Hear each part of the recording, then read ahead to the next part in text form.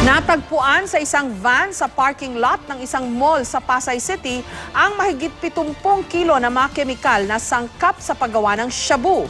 Inaalam pa kung sino ang may-ari ng van. May report si Marisol Abduraman.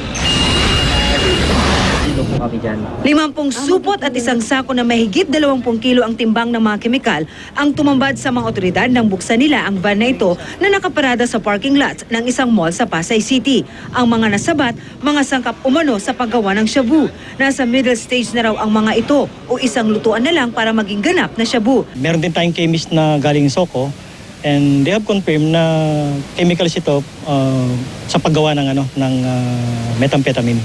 Alas 9 ng umaga kanina, nang i-report ng mga security guard ng mall ang nasabing sasakyan na 13 araw nang nakaparada sa parking lot. Nag-request tayo ng EOD to check. So na-clear naman, dumating ang Soko natin tsaka yung anti-illegal drugs.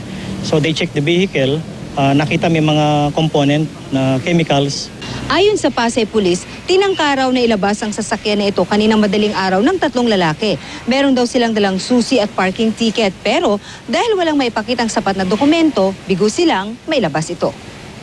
Inaalam na ng mga otoridad kung sino ang may-ari ng sasakyan base sa nakuha nilang dokumento sa loob nito tulad ng sales invoice. Patuloy ring inaalam ang pagkakakilala ng taong nagpark ng nasabing van. Marisol Abduraman, GMA News.